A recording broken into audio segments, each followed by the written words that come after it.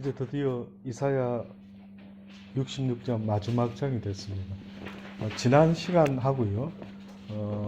66장, 65장, 66장 이사야서의 마지막 세 번째 파트, 이사야서를 세 수로 나눈다 그랬죠. 한 파트, 두 파트, 세 파트로 나누는데 그 마지막 세 파트의 어떻게 보면 주제는요, 새 하늘과 새 땅이 임하게 될 것이다.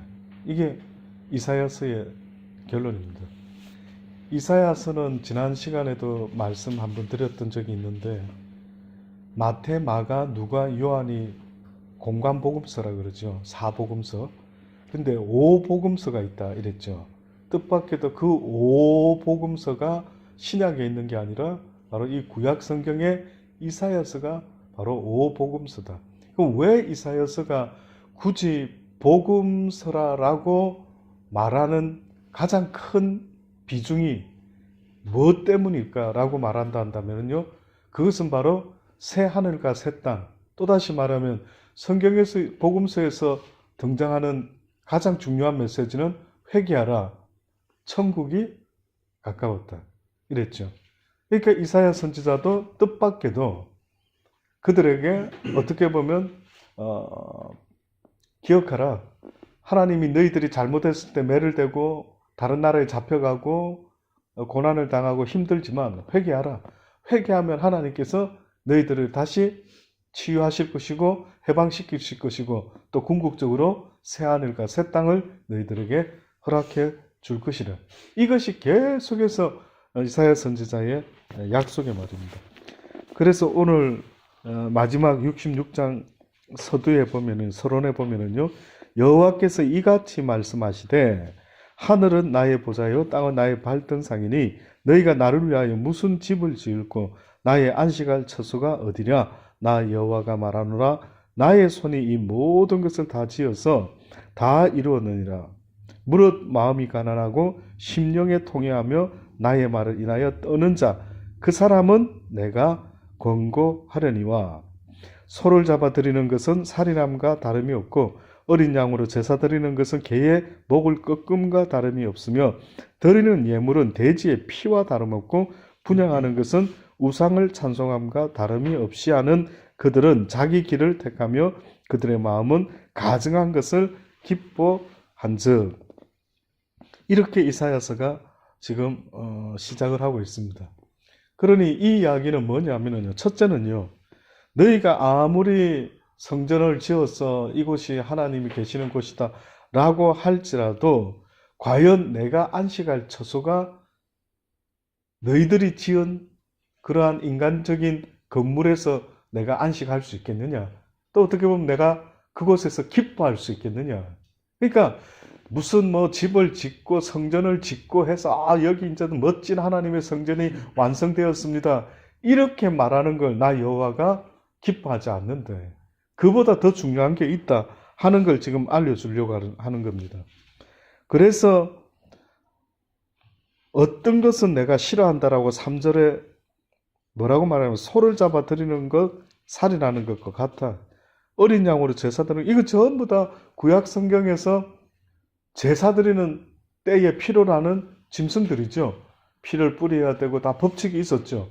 근데 이사야서 마지막 장에는 오히려 한마디로 말하면은 그렇게 제사법도 다 가르쳐줬고 그렇게 하나님께 제사 드리면 하나님이 기뻐하는 줄 알고 인간들이 늘 자기가 죄를 지으면은 때로는 소로, 때로는 염소로, 때로는 비둘기로, 돈이 없으면 이렇게 제사를 드림으로 나의 죄를 용서해 주십시오 이렇게 나아갔는데, 뜻밖에도 이것조차도 지금 이사야서를 통해서 말하는 말씀은 이거는 살인함과 다름이 없다.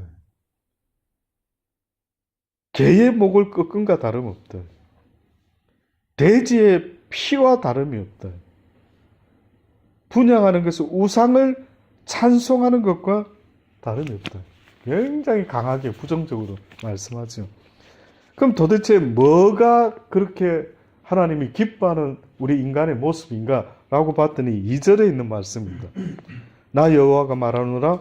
나의 손이 이 모든 것을 지어서 다 이루었느니라. 무릇 그러한 건물과 그러한 예물이 중요한 것이 아니라 마음이 어떻다고요? 가난하고 심령에 통회하며 나의 말을 인하여 떠는 자, 그 사람은 내가 권고할 것이라. 이 말씀만 딱 떼어서 보면은 방금 2절에 있는 지금 방금 읽은 말씀 보면 신약 성경에 어느 말씀이 혹시 떠오르는 규절이 없습니까? 뭔가 굉장히 비슷한 말씀인데 저는 이 말씀을 볼 때 어느 말씀이 떠오르냐면은 우리가 잘 아는 마태복음에도 있고 공관복음에 특히 마태복음 5장에 보면은 산상수훈에서 예수님이 어떠한 자가 복된 자다라고 설교를 하신 적이 있죠.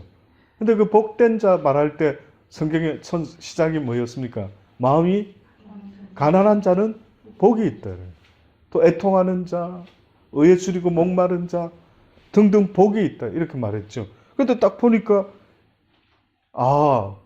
복음서에 있는 이 메시지가 진짜 이사야서에도 뜻밖에도 말하고 있는 것이 마음이 가난하고 심령에 통회하며. 자, 첫째 한번 봅시다. 마음이 가난하다.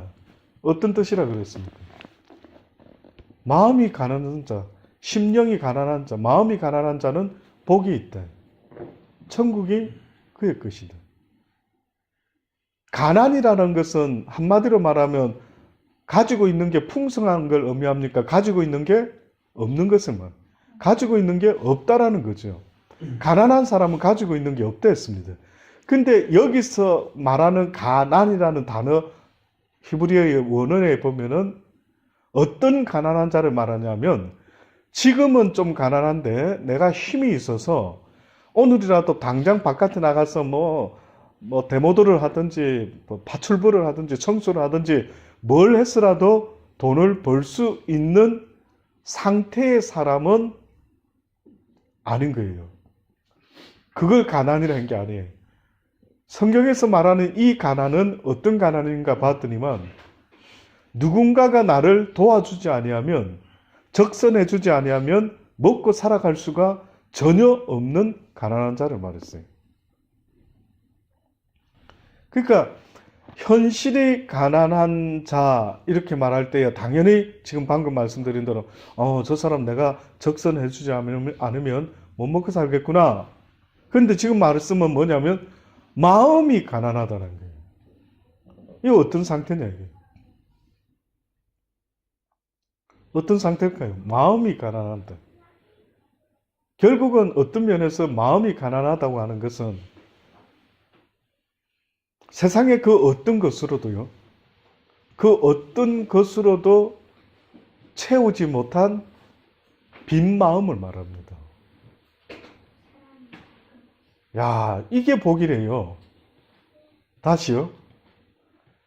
세상의 어떤 것으로 내 마음을 채우지 못하고 있는 상태의 내 마음, 이것이 하나님이 보셨을 때, 사람이 봤을 때는 왜 당신의 마음은 그렇게 뻥 뚫려 있고, 왜 당신의 마음은 그렇게 허전하고, 왜 당신의 마음은 어디 마음 둘 것도 없고, 왜 그렇습니까? 우리는 그러죠. 그래서 취미생활 좀 해보세요. 어디 좀 친목회 좀 나가보세요. 마음이라도 좀 어디 정이라도 좀 붙이게. 이렇게들 이야기를 합니다. 그래서 어떤 면에서는 사람이 많은 큰 교회에 수많은 교인들이 같이 있으니까 좀 재미가 있죠. 어떻게 보면은 어떤 분이 언젠가 이런 말을 하더라고요. 교회는 함께 교제 나눌 수 있는 어느 가족 한 두세 가정만 있으면 목사님이 설교를 어떻게 하든 저떻게 하든 목사님이 몇 번이 바뀌든 교회를 안 떠난대요. 동감이 됩니까? 어떨까요? 그러더라고요. 그러니까 어떤 면에서는 우리의 마음이 어디다 두고 싶은 거예요. 그러니까 여러분 한번 보세요. 만약에 여러분이 지금 마음이 좀 허전하다, 공허하다. 그럼 그거를 메꾸기 위해서 사람을, 교인을, 때로는 뭐 학부형을, 그래서 내 공허한 마음을요, 다른 것으로 이렇게 가난한 마음을 채워보려고 애를 쓰는 이런 모습이 우리 모두에게 있는 것 같아요. 이게 실제로 채워야 될 것으로 채우지 못하고 계속해서 실제 것은 못 채우고 엉터리 채울 수 없는 것으로 계속 채우는 거예요. 그러니까 또 실망이 되고 또 실망이 되고, 이 사람하고 좀 친해볼까? 이 사람하고 마음을 좀 나눠볼 수 있을까? 또 실망하게 되고, 남편하고 결혼해서 이제 남편하고는 완전히 내 편이겠지? 남편은 평생 나와 마음을 나눌 수 있겠지? 했는데 의외로 또 오히려 더 공허함이 클 수도 있고, 그나마 안 되니까 이제 자식한테 의지해 보기도 하고, 또 그것도 안 되면은 그냥 일에 올인하고, 또 그것도 안 되면 막 돈 버는 일에, 막 돈에, 뭐 사치에, 명품 가방에, 모든 그 사람들이 그것을 한번 생각해 보세요. 저는 명품 가방, 뭐 하도 한국에서 뭐 뉴스도 뭐든 명품 가방, 아니, 그 들고 다니는 가방이 굳이 명품일 필요가 있을까? 그리 비쌀 필요가 있을까? 만약에 저한테 적정하게 살면서 들고 다니는 가방 값이 얼마면 좋겠습니까? 물어본다면 얼마면 좋겠어요? 얼마가 적정선일 것 같아요? 상식적으로 물어보면은요, 아마 여기 지금 우리 있는 분들도 대부분 속으로 뭐 한 2만 원 정도? 비싸봤자 2만 원 정도가 내가 살면서 뭔가 담아서 들고 다닐 수 있는 가방 값이다. 이러면 저는 저 생각에는 한 2만 원짜리 가방이면 족하다고 느껴지는 거예요. 물론 제가 너무 싸게 불렀는지 모르지만, 그러나 왜 가방 하나에 명품 샤넬이니 뭐니 얼마입니까? 안 사봤으면. 예, 아시는 분 있네요. 어떻게 가장 기본이 500입니까? 아니면 뭐 더 비싼 것? 파퓰러한 거. 세상에. 그게 500이네. 예. 싼 건 더 싸요. 예, 싼 것도 있을 수 있고. 뭐 또 500보다 더 비싼 것도 있겠죠. 뭐 찾아보면 얼마든지 있겠죠. 예. 만불장. 한번 생각해 보자는 거예요. 핸드백 하나에 몇백만 원, 1,000만 원 돈이 만약에 한다 할 때, 어떤 사람은 하루하루 먹을 것이, 입을 것이 없어서 아주 최저의 삶을 살아가는 이들도 있지 않습니까? 조금 그렇게 보면 어떤 면에서는 너무 감상적인 듯해 보이지만은요, 제가 하나님의 마음을 가지고 봤을 때는 오히려 하나님의 마음은 가난한 자, 고아, 나그네 된 자, 과부, 이런 어려운 사람들에 대한 투자를 참으로 값진 것으로, 귀한 것으로, 내가 내 나라에 오면은 너의 그 선행을 잃어버리지 않겠다. 이런 하나님 앞에서 명품백, 하나님 땡큐, 명품백 얻게 해주셔서 땡큐 갓 하면서 만약에 1,000만 원짜리를 들고 다니면서, 그런데요, 1,000만 원짜리 아줌마들이 들고 다니는 사람들은 걸음걸이가 다르답니다. 그래서 나도 그런가, 어떻게 기회가 있으면 한번 봐야지. 1,000만 원짜리 들고 다니는 사람, 그냥 짝퉁 들고 다니는 사람, 포즈가 다르답니다. 그냥 비닐백 들고 다니는 사람, 다르다는 겁니다. 그래서 하나님께서 기뻐하시는 거는요, 가난한 마음입니다. 명품이고 무엇으로 채우고 있는 마음. 그들 얼마나 허전할까요? 성공하면 채워질까? 돈 많으면 채워질까? 좋은 집 사면 채워질까? 좋은 차 타면 채워질까? 근데 결국은요, 그러지 않습니까? 이 우리의 인간의 심령에는 우리를 만드신 하나님만이 채울 수 있는 방이 있다고. 이 방은 그 무엇으로도 나를 만족해 줄 수 있는 방이 없다고. 그래서 어떻게 보면 마음이 가난한 자, 심령이 가난한 자 이런 것은요. 인생을 조금 살아보고 정말 어떻게 보면 그렇구나. 내 인생에 돈으로도 남편으로 아내로 자식으로 그 무엇으로도 내 심령을 채울 수 있는 것이 이 세상에는 없구나라고 하는 그 상태가 된 사람. 그래서 성경에도 예수님이 성령이 임하셔서 성령의 기름 부으심을 받은 예수님이 이제 나를 보내사 하나님께서 내가 가난한 자들에게 뭘 전한다고요? 복음을 전한다라고 말한 거예요. 의미심장하죠? 복음을 예수님이 이제 내게 기름을 부으사 내가 이제 성령을 덧입고 하나님의 복음을 이 땅에 전하러 나갈 터인데 누구한테 복음을 전하는가? 이 상대를 봤더니만 뜻밖에도 가난한 자라는 거예요. 그러니까 복음이 가난한 자에게 전파될 수 있는 굿뉴스라는 거예요. 그러니까 가난한 상태에 있는 사람은 복음을 딱 들으면 바로 이거였구나. 와, 이 말씀이 내게 없었구나. 이렇게 된다라는 거예요. 그러니 만약에 음식을 먹는데 누가 미식가가 있었는데 기가 막힌 음식을 딱 먹었을 때 와, 바로 이 맛이야. 내가 찾았던 맛이 바로 이 맛이야. 바로 이거구나. 이렇게 느끼는 것처럼 우리의 심령에 궁극적으로 나를 만족해 하고 내가 살아가는 삶의 의미와 이유를 만들어내는 유일한 것이 있다면 그것은 바로 여호와의 말씀이 돼. 이 말씀이 누구에게 전파되는가 봤더니만 그 심령의 세상에 어떤 것으로 채우지 아니하고 가난한 상태에 있는 마음에는 바로 이 하나님의 굿뉴스가 실제 굿뉴스가 된다라고 그래 말씀하고 있는 겁니다. 그러니 사람들이 하나 스스로 깨달아야 되는 거는요. 이 세상에 여호와의 말씀이 아닌 여호와의 말씀으로 산다. 너희가 광야길을 걷게 하신 하나님을 기억하라. 너희가 만나와 메추라기를 왜 하나님이 주셨는가를 기억하라. 그것은 사람이 떡으로만 사는 것이 아니라 여호와의 입에서 나오는 모든 말씀으로 살게끔 되어 있다. 계속 말했죠, 성경이. 그러니까 인간이라는 존재들아 제발 좀 귀담아 들어보아라.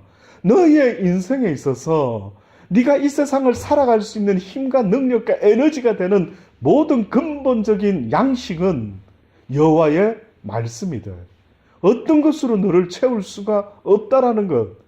그래서 이것을 느끼는 사람이 있다면 이 사람의 마음 상태가 그렇구나. 내가 이렇게 살아보니까 이제서야 깨닫는구나. 남편도 아내도 자식도 집도 차도 어떤 것도 나를 만족해 줄 수 있는, 나를 풍성케 해줄 수 있는, 나를 부욕케 해줄 수 있는 것이 이 세상에는 내 심령을 부욕케 하는 게 없구나 라고 깨닫는 상태, 이것이 바로 마음이 가난한 자의 상태입니다.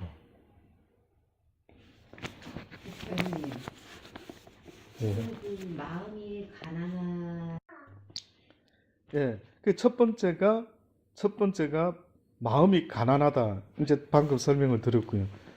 두 번째가 보니까 뜻밖에도 심령에 내나 팔복에 다 들어가 있는 겁니다만은 심령에 통회하며라고 이렇게 했죠. 심령에 통회함이 있는 사람이 복되다라는 거예요. 그렇게 돼야 된다 이래요. 그러면 왜 심령이 통회라고 하는 것은 자기의 잘못된 것을 한마디로 돌아보고 깨달아서 통곡하면서 고백하는 겁니다. 아파하면서 고백하는 거예요. 그러니까 우리가 회개한다라고 할 때에 뉘우친다 하는 것은 아니에요. 성경에 회개하라, 천국이 가까웠다 이렇게 말할 때 뉘우치는 것과 회개는 다릅니다. 뉘우치는 것은, 그러니까 후회하는 것은 그때 그러지 말걸 이런 감상적인 면이 없잖아요.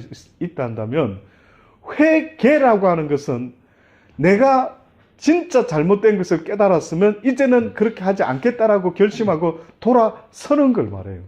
우리가 자녀를 키울 때에 왜 너 그때 엄마가 이거 하지 말랬는데 이렇게 했어? 이랬을 때에 아이가 엄마 죄송해요. 이제 다시는 안 할게요. 이렇게 되는 것이 바로 회개입니다. 근데 한다라는 말이 예, 죄송해요. 이래 놓고 또 그 일을 되풀이하고 되풀이하는 것은 진정으로 회개한 모습이 아니다라고요. 그러니까 지금 이사야가 심령이 마음이 가난해야 되고 그 다음에 심령에 통회해야 된다라고 하는 것은 너희의 제발 잘못된 것을 깨달아서 회개를 해야 되는데 어느 정도로 회개해야 되냐면 아파하는 마음으로 해야 된다는 겁니다. 아파해야 된다. 와, 내가 그때 왜 그렇게 했을까? 아, 내가 그때 왜 그렇게 어리석은 짓을 하고 왜 그렇게 악하게 살았을까? 이것을 아픈 통증. 제가 여기 아파 보니까 얼마나 고통스러운지요. 콩팥이 아시죠? 콩팥이 나빠지면은요. 온몸에 감기 몸살이 막 엄청나게 들어가지고 온몸이 무게가 천근만근이 됩니다. 그러면서 그 짓누르는 무게감이 얼마나 나를 고통스럽고 아프게 하는지 죽는 줄 알았어요. 감기인 줄 알고 처음에 그 잘못됐을 때 그 몸을 가지고요. 죽자 살자 운전해서 혼자서 살려고 그때 사모도 집에 없었을 때 혼자 이러다 죽겠구나 싶어가 오죽했으면 제가요. 그 몸 상태를 가지고 차를 몰고 지피를 찾아간 거예요. 이스트우드까지. 가서 제가 뭐가 이상하다 내 몸이. 그러니까 무조건 나는 뭣도 모르고 감기인 줄 알고 항생제 좀 지어달라. 지난번에 지어줬던 게 참 잘 들었던 것 같아. 그냥 딱 느껴지기는 딱 감기 몸살 같다. 이랬어요. 근데 이래 보더니만 좀 다른 것 같다라는 거예요. 그러면서 목사님 피를 한번 뽑고 가보시라고. 항생제를 죄송한데 지어드릴 수가 없습니다. 하루만 더 고생해 보시라고. 좀 참으시라고. 그리고 내가 내일 이 결과 나오는 대로 연락드리겠대. 그 연락이 왔는데요. 나보고 빨리 콩코드 병원에 이머전시에 가셔야 되겠다고. 수치가 400이 넘었다고. 100 미만이 정상인데 400이 넘었거든요. 큰일 났다. 빨리 가라. 이래가지고 가는데 그때는 진짜 죽기 살기로 움직이는 거예요. 죽기 살기로. 우리가 육신의 아픔은 다 압니다. 그죠? 한 번씩은 다 이 말씀 드리면은, 목사님, 저도 뭐 옛날에 독감은 엄청 세게, 저도 옛날에 우리 이 집사도 뭐였죠? 대장포진. 대장포진. 나도 몰랐는데 이 집사 때문에 그때 그 인터넷 찾아보니까 써놓은 거 보니까 너무 아프대요. 어떻게 참았어요, 그 아픈 걸? 모른대요. 야, 인내심이. 대상포진, 아픈 경험 해보셨죠, 다들 뭐. 예. 저는 아닌데 저희 엄마랑 언니가 그것도 유전이라서 저도 올 것 같아요. 아이고, 저희 엄마도 왔었고, 그러니까 다 합니다. 네. 누구나 다 해. 근데 그거 엄청나게 아프다. 예. 난 남자 오는 거 처음 봤어요, 근데. 좀 많이 봤는데. 우리 집 식구들 다 여자라서. 그래요. 어쨌든요, 아프다는 너무 아프다. 그 아플 때는 우리가 우는 사람 봤다 그랬죠, 남자인데. 너무 아프니까, 이렇게 아플 수가 있나. 근데 지금 하나님이 우리에게 주는 메시지는요, 네가 하나님의 말씀대로 살지 못하고 살아왔던 그 지난 날들의 모든 삶의 모습을 말씀에 비추어서 딱 봤을 때 아파야 된다. 내가 그때 참 악하게 살았구나. 내가 그때 참 무식이 용감이라고 어찌 내가 사람들한테 그렇게 됐을까? 어떻게 내가 가족들한테, 어떻게 내가 이렇게 사랑하는 남편한테, 아내한테 어찌 이랬을까? 이것이 깨달아져 가지고요, 통회하는 심령이 되어야 된답니다. 이것이 성경이 말씀하는 마음이에요. 그 다음 세 번째 마지막에 나의 말을 인하여 어떻게 하는 자가 복되든. 나의 말을 인하여 떠는 자, 이렇게 말했어요. 그럼 이건 무슨 뜻일까요? 무서워서 경외하는 마음. 그렇죠. 한마디로 말하면 경외입니다. 그러니까 여호와의 말씀을 들을 때 이 성경의 말씀을 우리가 배우는 게 능사가 아니에요. 배우면은 지켜야 되는 거예요. 몰라서 못 지켰으면은 죄 없다 하지만은 알고도 행치 아니하면 죄 없다 하지 아니하리라. 그러니까 우리가 하나님의 말씀을 많이 배우고 뭐 엄청 배우고 이러면은 능사인 줄 알고 있어요. 아니요. 생각해 보세요. 배운 대로 배운 거는 10가지인데 행하는 것은 하나도 될까 말까 하면은 하나님께서 보실 때에 오히려 그 사람은 9을 잘못하고 있는 겁니다. 그러니 지금 이 말씀은 어떤 말씀이든 내가 하나님의 말씀을 배우고 받을 때에 두렵고 떨림으로 이제 이 말씀을 내가 배웠으니 앞으로는 이 말씀은 꼭 배운 것은 지키도록 해야지 라고 하면서 결심하는 자의 모습, 이것이 바로 성경을 들을 때에 여호와의 말씀을 들을 때 두렵고 떨리는 마음으로 듣는 자들이에요. 이 중에 가장 대표적인 사람이 만약에 누구였느냐 저한테 물어보시면 저는 주저하지 아니하고 아브라함이 얼마나 두렵고 떨림으로 말씀을 받았는가라고 만약에 여러분 궁금하시면은요. 성경에 보니까 아브라함이 어느 날 본토 친척 아비집을 떠날 때까지만 하더라도 온전히 순종한 것 같아 보이지만 두렵고 떨림으로 순종한 것 같아 보이지만 실상은 그렇지 않은 것 같아요. 왜? 조카 롯도 챙겨서 데리고 갔지요. 뭐 먹을 거 입을 거 가축들 다 챙겨 나갔죠. 그러다가 가장 첫 번째로 하나님이 뜻밖에도 아브라함에게 허락했던 고난은 기근이었어요. 챙겨 나왔던 거 전부 다 돈 다 잊어먹었어요. 깡그리 잃어버렸어요. 아마 아브라함은 이렇게 할 수 있었겠죠. 말씀은 순종을 하는데 먹고는 살아야지. 이래서 먹을 거 입을 거 다 챙겨 나왔는데 아마 그게 계속 유지됐으면은 아마 이렇게 했죠. 내가 열심히 노력해서 내가 굉장히 똑똑해서 내가 굉장히 부지런해서 돈을 이렇게 많이 벌었어. 그래서 우리 온 가족 먹고 살지. 틀림없이 이 말을 했을 겁니다. 지금도 가장들 중에 그렇게 말하는 사람 있겠죠. 내 아니면 우리 집이 우리 가족들 이렇게 생각하겠죠. 근데 하나님은 뜻밖에도 너를 먹이고 입히는 거는 네가 아니다. 누구라고? 나 여호와다. 그러니까 아브라함이 이제까지 살면서 모아왔던 저금했던 거 전부 다 털어버려버린 거예요. 그래가지고 그 다음에 어째 아내를 속여서 먹고라도 살아볼 거라고 애굽에 내려가서 어떻게 기웃기웃하다가 사라가 그렇게 이뻤던 모양이에요. 그대가 누가 데려가려고 날 죽이고 데려갈 수도 있으니까 남편이라 하지 말고 오라비라 하자. 이렇게 뻥쳐가지고 먹고 살기라고 했다가 바로의 와이프가 될 뻔했죠. 그때 하나님이 꿈에 나타나서 건드리지 말아라. 어디서 감히. 그래가 이거 하나님의 사람이구나. 그래가 이제 다시 돌려주면서 은혜를 베풀어 가지고 그 왕이 아브라함에게 먹을 것 입을 것을 잔뜩 한 보따리 챙겨주죠. 그때부터 그게 종잣돈이 되어가지고 그의 삶이 다시 시작됩니다. 그러면 아브라함이 그 경험을 하면서 뭘 느꼈을까요? 얼마 전까지만 해도 자기가 모아놓은 내 재물, 내 재산, 내 능력, 이렇게 살아왔던 그가 깡그리 거지가 되고 나니까 그때서야 하나님의 은혜. 이제 그 다음부터는 무엇이 생겨도 이 모든 게 하나님의 은혜. 하나님이 주셨다. 그래서 그가 롯이라는 조카가 잡혀갔을 때 318명의 사병을 데리고 가서 찾아오지요, 조카를. 찾아올 때에 성경에 보니 희한한 사건이 하나 있어요. 멜기세덱이라는 누군가를 만나가지고 그분에게 뭘 드려요? 10의 1조를 드립니다.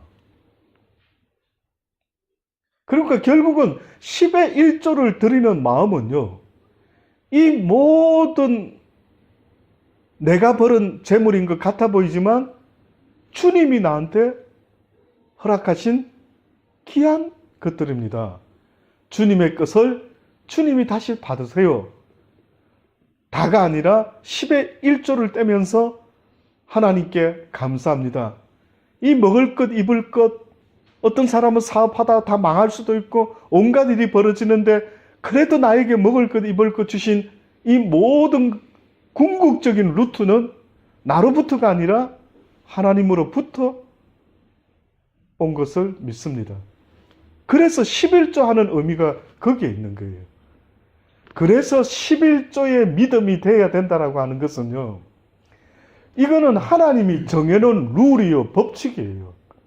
많은 사람들이 무슨 교회가 11조가 없으면 안 되기 때문에 교인들한테 11조 내라고 한다, 이렇게 생각하는 사람도 있겠지만은 성경에서 말하는 11조의 근본적인 의미는 바로 그 아브라함을 통해서 아브라함이 뚱딴지 같이 그전에는 11조 이야기도 없었는데 10의 1조를 바쳤던 거예요. 그래서 하나님을 배워가면서 가장 우리가 다스림을 받아야 되는 것은 물질입니다. 물질. 세상의 모든 살인과 시기와 질투와 미움, 뭐 때문입니까? 물질 때문이에요. 왜 우리가 주일 오후 시간마다 우리 반은 안식일에 대해서 배워요? 하루는 쉬어라. 그 안식의 의미와 똑같은 또 다른 의미가 있다면 그게 바로 10의 1조예요. 너의 수입의 10의 1조를 나 여호와께 드려라. 그리하면 네 창고에 차고 넘치도록 내가 궁핍하지 않도록 채워주나 채워주지 않나 나를 시험해봐라. 성경 66권 전체를 통틀어도 하나님을 시험하는 자는 죽는다 그랬어요. 근데 유일하게 딱 하나 하나님을 시험해봐도 된다라고 한 게 뜻밖에도 뭔지 아십니까? 그게 10의 1조예요. 왜 이렇게까지 물질에 대해서 한 것 같아요?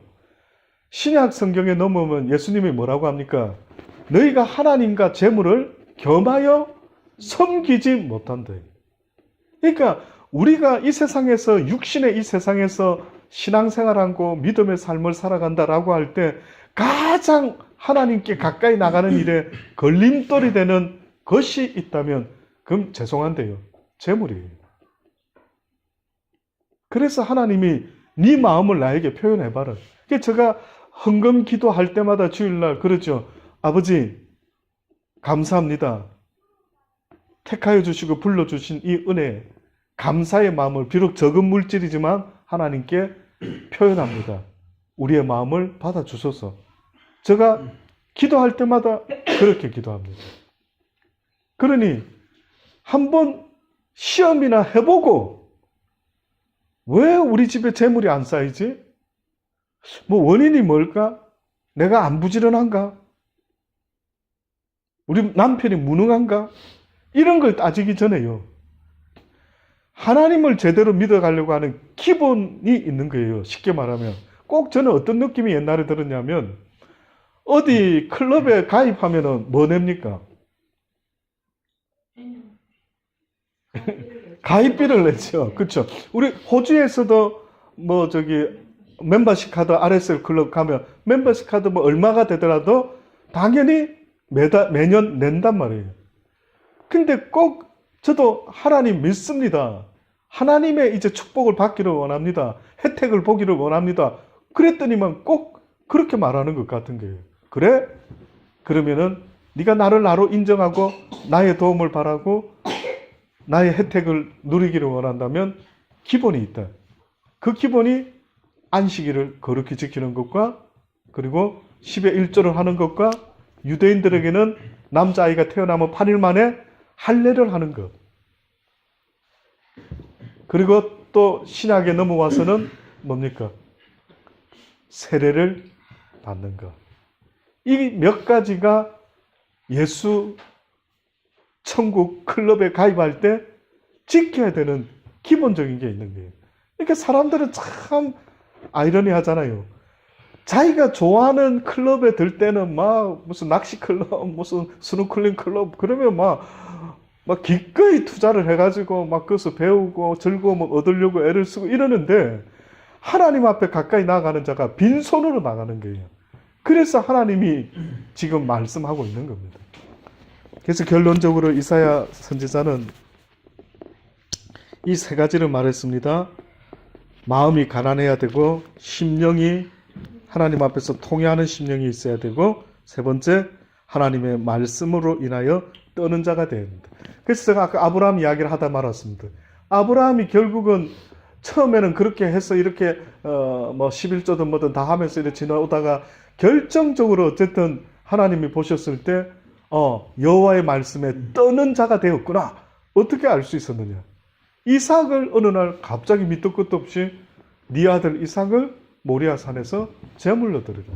당시에 사람을 바치는, 아이를 바치는 것은 우상 숭배하는 자들 속에서는 있었어요. 근데 하나님은 그런 적이 한 번도 없었어요. 짐승을 바치라 했지. 근데 갑자기 아브라함에게 뭘 바치라고요? 이삭을 바치라는 게. 만약에 여러분이 그런 명령을 들었으면 어떻게 했을까요?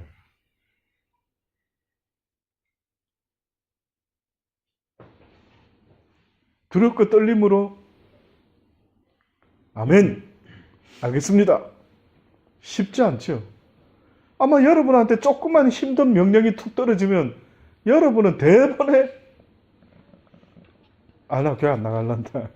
나 하나님 안 믿을란다. 아유, 뭐 부담스러운 신이네. 뭘 달라는 게 이렇게 많아. 뭐 이런 식 100% 되겠죠. 근데 아브라함은 이삭을 바치라고 했을 때 뜻밖에도 아내 사라하고도 의논을 안 해요. 너무 놀라운 장면.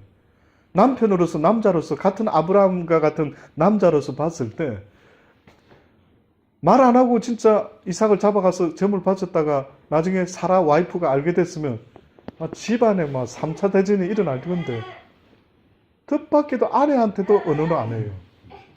그러니 지금 그 순간만큼은 아브라함이 이삭을 바치라고 하는 하나님의 말씀을 받았을 때에 어떤 마음으로 받았는가? 두렵고 떨리는 마음으로. 그랬더니만 하나님이 바치려고 하는 아브라함에게 아브라함아 이제야 네가 나를 어떻게 하는 줄 알았다고요? 경외하는 줄 알았다. 이제야 네가 나를 경외하는 줄 알았다. 이것이 바로 하나님께서 기뻐하는 자의 모습이다라고 말씀을 하고 있습니다. 모든 이야기가 다 이제 우리가 65장에서도 했던 이야기와 똑같은 이야기입니다. 그러고 나서 이제 결론적으로요, 주님의 재림 장면을 잠깐 언급했습니다. 다시 말해서 새하늘과 새 땅이 이 땅에 올 때 임하는 장면을 잠깐 이 말씀만 드리고 마칩니다. 15절입니다. 15절에 보면은 이렇게 표현했습니다. 보라, 여호와께서 불의 옹이 되어 강림하시리니. 성경에는 이상하게 마지막 때의 표현에 대해서는 자꾸 불로 심판한다, 불로 심판한다. 꼭 그 노아 시대 때는 뭘로 심판받았습니까? 물로 심판됐죠. 근데 이상하게 꼭 반대로 불로 심판받는다, 불로. 또 세례는 물로 세례를 주거니와. 세례 요한이 하는 말이 나는 너희들에게 물로 세례 주지만 내 뒤에 오시는 이는 불과 성령으로 너희들에게 세례를 준다. 계속 그렇게 표현을 해요. 전체적으로 성경에 보면 예수님의 마지막 때 모습은 불 모양으로 이야기를 합니다. 또 성령이 임했을 때도 불의 혀와 같이 뭐 이렇게 이야기를 했죠. 자, 그래서 15절에 보니 보라, 여호와께서 불의 옹이 되어 강림하시리니 그 수레들은 회리바람 같으리라. 그가 혁혁한 위세로 노를 베푸시며 맹렬한 화염으로 견책하실 거래요. 여호와께서 불과 칼로 모든 혈육에게 심판을 베푸신즉 여호와께 살육 당할 자가 많으리니. 자, 그러니 이제 결론적인 말씀입니다. 스스로 거룩히 어떻게 하라고요? 구별하며 스스로 정결케 하고 동산에 들어가서 그 가운데 있는 자를, 이거는 사실은 안 좋은 비유입니다. 여기서 지금 스스로 거룩히 구별하며 스스로 정결케 하고 동산에 들어가서, 그러니까 얼핏 보니까 하나님 앞에 들어가는 모습 같죠. 근데 이게 우상 숭배하는 자들의 거짓된 모습을 이렇게 말하고 있어요. 그 가운데 있는 자를 따라 돼지고기와 가증한 물건과 쥐를 먹는 자가 다 함께 망한다. 실제는 하나님 앞에서 실제 이렇게 해야 되는데 이렇게 스스로 거룩히 구별하며 스스로 정결하고 하나님의 동산으로 어떻게 보면 들어가야 되는데 지금 이런 자들은 다 망한대요. 어떤 자들. 이렇게 스스로 아주 구별하는 것 같아 보이지만 그 가운데 있는 자를 따라서 뭘 먹는다고요? 돼지고기와 가증한 물건과 쥐를 먹는 자는 다 함께 망하게 된다. 이는 여호와의 말씀입니다. 그렇습니다. 이사야 66장 결국 마지막 장까지요. 이렇게 이사야는 우리에게 외치고 있습니다.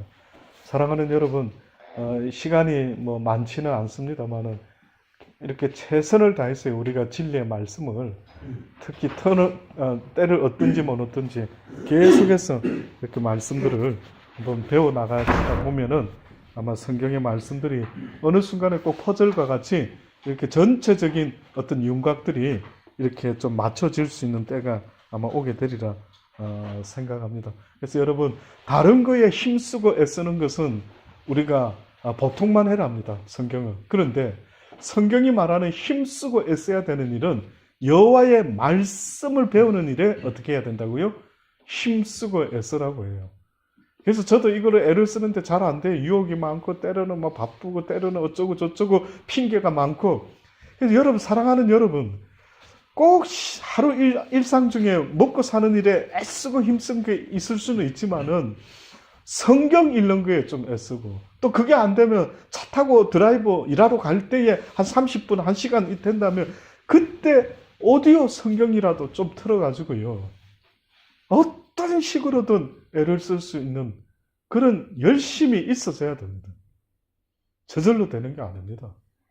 세상 일도 부지런하고 악착스러운 사람이 성공한다라고 말하는 것처럼 하나님의 말씀도 사모하고 갈망하고 애쓰고 구하는 자가 얻게 된다라는 겁니다.